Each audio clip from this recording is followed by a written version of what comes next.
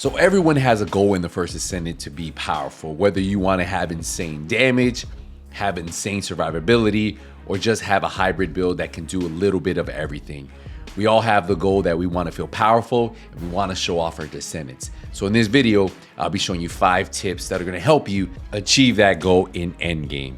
So once you guys beat the campaign, this is the video you guys want to watch. So you finally found a character that you really enjoy playing with, and you just beat the campaign and you really want to start working on builds to really make that powerful character. So your first step that I highly recommend doing is using one of those energy activators that you might have not noticed that they give you for just completing the campaign and for hitting level 40. Now, what does the energy activator do, and how does it make you more powerful, and how does it work? So let's get into it. So I'm currently on one of my characters that does not have an energy activator active. And if you go over to the Descendant modules, what you'll notice is you can see whatever your build is right here, or the pieces you have in there. But if you look over here, it has something called module additional settings. And if you were to click on it, it has something that says assign module socket type and max capacity up. When you hit the max capacity up, it will tell you how much your current is and where you guys can make it to. 20 extra module slots is crazy for increasing your builds, whether you're going to do this on your character or on your weapons, because you can do it on either one. You do need to have an energy activator. Again, you should have at least 2 from just completing the story and hitting level 40. And if you haven't used it yet, endgame is probably the place to do that, because hopefully you found a character that you enjoy playing with. And what I mean by adding extra module slots, how does that even help your character? Well, if you notice right now, I have 51 of 60 module capacity. Modules do a lot of different things. They're the way you create builds on the First Descendant. Some give you increased HP, some give you skill cooldown, some give you skill duration, skill effect range, skill critical hit rate. Some give you extra module capacity. So right now we're currently at cap. Imagine if we had the energy activator, we could almost put on a whole nother module. Not only that, that allows you to put more modules that are fully upgraded, because when you start to upgrade these modules, a max level module is going to have a big difference than a non-max level, like this one. Let me just show you. Skill expansion, skill effective range is 12%. This is the base model one.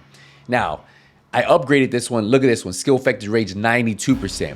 So I went from 12% to max 92%. You see the big difference on how that can create some pretty crazy builds.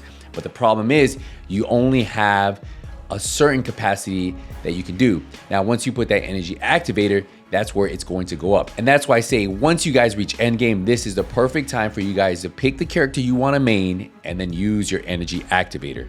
Now, this also works on your weapons. You can do the same thing on your weapons. I currently am at max capacity, as you can see, 80, so I can't do anything else. But what's great about that is it allows you to put more modules on there and max those modules out. And doing this in the long run is just gonna make you a very powerful descendant. Now, the next tip is definitely something you guys really want to pay attention to, because this is actually a really cool feature in the game. So if you go to Descendant modules, we're back to where we were, where it says module additional settings, but instead of hitting max capacity, we're going to click where it says assign module socket type. Now, you do need a crystallization catalyst, and I currently have 2. Now, you also need a descendant that hit level 40. Once you have both, what this is going to allow you to do is add a specific module socket type to your descendants module slots. Now, why is this important? If you look right here, we currently have 51 out of 60, but if you notice, we have 2 modules that have a certain socket type. Well, we have one that has increased HP, that's 15, and if I were to put that there, it goes down to 8. I have one that's 10 here. If I were to put it there, it goes down to 5. So now we're back to 39. And that's a big difference on the amount of build combinations you can do. I can max out skill extension, but having that ability to really cut down the amount of module capacity because of a socket type, that's absolutely a game changer. And the crazy thing about this, you can do this as many times as you want, as long as you have the crystallization catalyst. Now, once you do this, you do go back to level 1, but you do keep all of your skills. So that is a plus. Yes, you will have all your skills. You'll just be level 1, and you'll have less HP and less defense. Obviously, you guys know by now, if you've been playing, when you go from level 1 to level 2, level 3, you always get that notification, plus HP, plus defense, plus shield. Well, that will continue as you level back up to level 40. And every time you use a catalyst, you'll go back to level 1 and you'll just have to repeat the process. But every time you do that, you should be getting stronger because you're assigning a socket type, which allows you to add more modules or enhance more modules, whatever you need to do to make that character even more powerful. Now, another really cool feature that you guys might not have noticed is you can enhance your unique ability, which is also going to make your ultimate a lot stronger. So on my Thunder Cage, I can select the 100 level one right here. And then if I farmed another one, which I just did farm one, I can overcharge my unique ability. And my unique ability on Thunder Cage is when defeating an enemy, the defeated enemy has a set chance to discharge electric shockwave, which deals additional damage to nearby enemies. So if I were to select the Thunder Cage, it will show you exactly what happens. So my current stage is negative 15% reload timer, and then the next stage is negative 10%. Now, the trigger rate goes up to 80%, and then the radius damage range goes up from 3.5 to 4.0. And you can do this another 2 times after this. It's gonna cost you 100,000, and then you're gonna lose that weapon. So then you just go enhance. And it's the same unique ability, just now it is stronger. And since we're at an endgame, mastery rank is going to matter more than ever. Now, it does cap out at 20 for the benefits you get for your Descendant modules and weapon modules. It does go all the way up to 30, but that's going to be more for equipment inventory plus storage space, consumable inventories. But your modules for your Descendant and your weapon, they all cap out at mastery rank 20. So that ideally is where you guys want to get to. I'm currently mastery rank 15. So I have gained capacity to my Descendant modules and my weapon modules. And that's why being at rank 15 has benefited me. Now, how do you raise your mastery rank? Well, your mastery rank, you can level it up by leveling new weapons, but more than anything, it is by leveling up your Descendants. So the more Descendants you can get to level 40, the better it is. Now, when you do reset a Descendant with a catalyst and you re-level it, that doesn't count towards your mastery rank.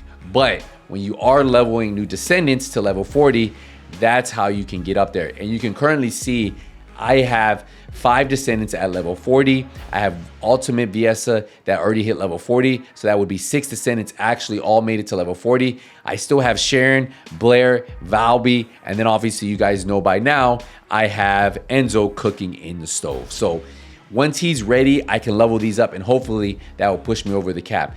This is gonna be the best way, unlocking different Descendants. I put out videos for those, leveling those Descendants up to 40. Even if you don't plan on playing with them long term, the benefit you're gonna get to have higher mastery rank is gonna be more beneficial to you. And don't forget, when you guys are enhancing your modules, you have to have your mastery rank up, because every time you wanna enhance a module, you're gonna need that next mastery rank. So if you level up a module 8 times, you'll have to at least have mastery rank 8. So that is a big reason why mastery rank is very important to how powerful you can become in the First Descendants. And the final tip I'm gonna give you has to do with reactors and external components. This can be a game changer for your builds, depending if you have the right optimization conditions. Right now I have Thunder Cage mounting, the right skill power boost ratio, where I have chill skill, tech skill, which works with my builds. And then obviously if you have good bonus stats down at the bottom, this could be a game changer for you. Typically, you'll probably see more on the rare side ones, and they're still really good. But if you get any really good gold ones, well, be on the lookout for them because it can really improve your builds.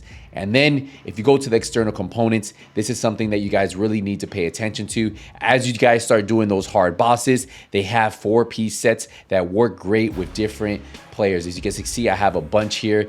You'll end up probably having the rare ones at first. And remember, having defense, having HP is kind of the go-to at the moment. And if you get the right set that matches your Descendants playstyle, it's going to really benefit your overall power. But this is definitely something that you're gonna have to work towards, and these all drop in the hard colossal bosses. So have fun hunting. Hopefully you guys enjoyed the video, and hopefully you guys become stronger because of this one.